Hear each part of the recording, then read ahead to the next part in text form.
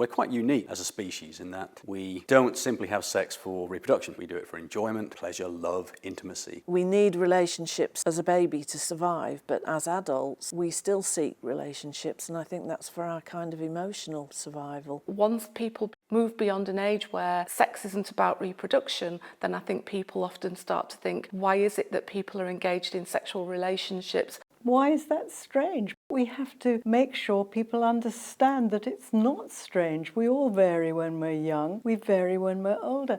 Let's rejoice in this.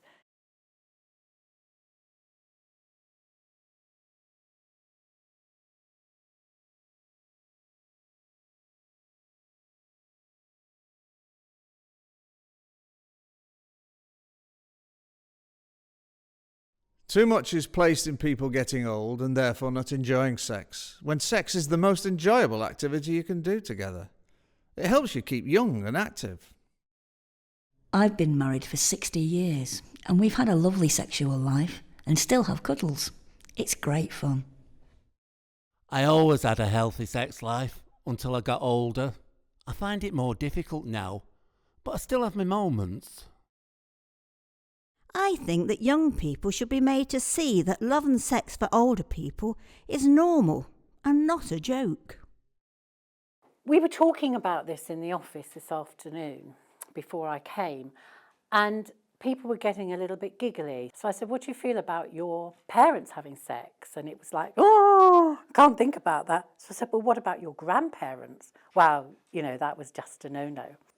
I think we need to get rid of the taboo around sex and older people, and we need to make it a lot easier for people to talk about sex, and that includes people in general and the medical profession and teachers in schools. We're much healthier, we're living much longer, and we're hopefully having much fulfilling relationships.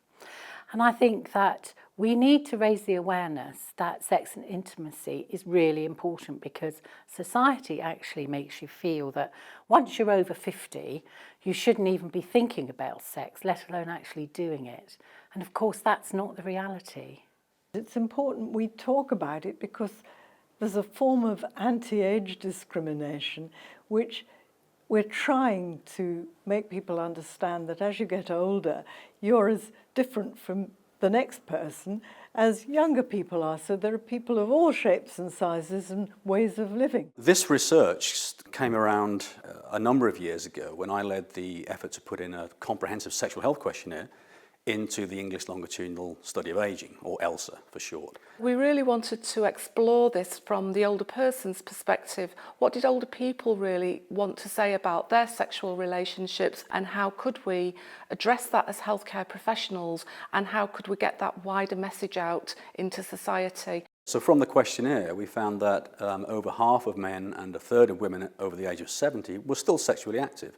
And of those sexually active people, around a third were reporting that they had sexual intercourse at least twice a month. So there's a significant minority of older people that are still in different ways sexually active. People who are more sexually active, more sexually satisfied, had higher levels of happiness and well-being in our survey. Now, I'm not saying that good sex leads to happiness or vice versa. I think they probably run in parallel together. But trying to take sexuality away from happiness and well-being, I think, is a mistake. So the research is important, I think, on three levels. So I think it's important, first, in order to correct those kind of stereotypical accounts of sex in later life, of sex generally, but sex in later life particularly. So the research is completely novel in doing that. I think it's also important from a scientific point of view.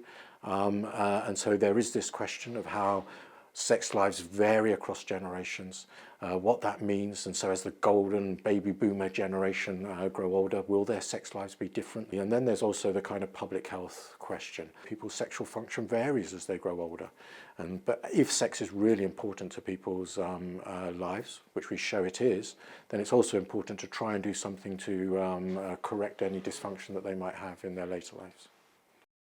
The NHS seems reluctant to help with sexual problems in someone of our age. Penetrative sex is incredibly painful, and I have been advised it's due to my age.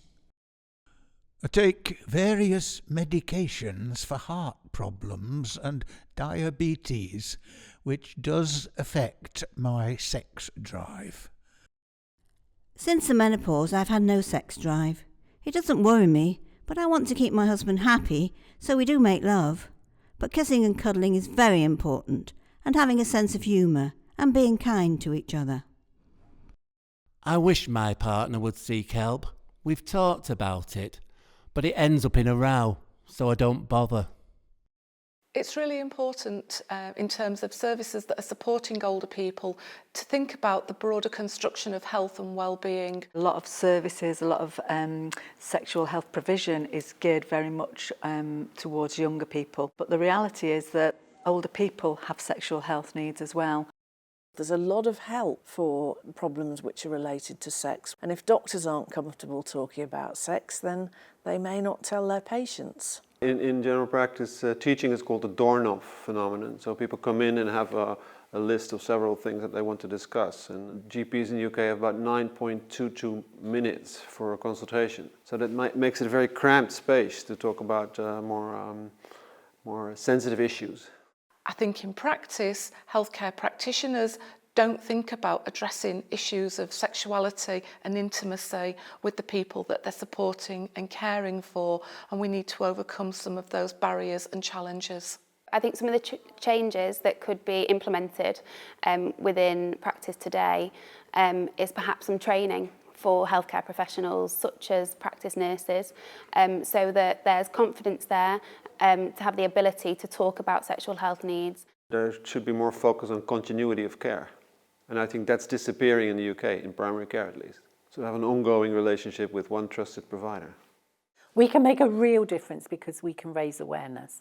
We can tell people that it's okay, that you definitely should be having sex and intimacy in later life, that it's okay to speak to a health professional, it's okay to mention it to your kids or your relatives, and it's okay to say everything's not going all right and I need some help. We solve this problem best by not being frightened of discussing it, by helping people who work and know older people. If you're talking to the general public who have parents or relatives who are older, that they may continue a good life sexually. Because if you listen to the testimony of people as they get older, what it shows that this is a really universal issue that impacts on the well-being, on the health, of the happiness of older people. And it's something that those of us in public health and in public services really need to think about getting our act together. I think in 10 years' time, I would hope with continuing research such as ours, that the conversation would become more open, particularly between generations, with a realisation from younger people and older people alike that there isn't some arbitrary age where sexuality stops. It's important for all adults, irrespective of age. Many older people enjoy a really good sex life. There's no point in being shocked about it just because they're old. Younger people do as well. Older people are just the same people tomorrow. That's okay. Let's just make it okay.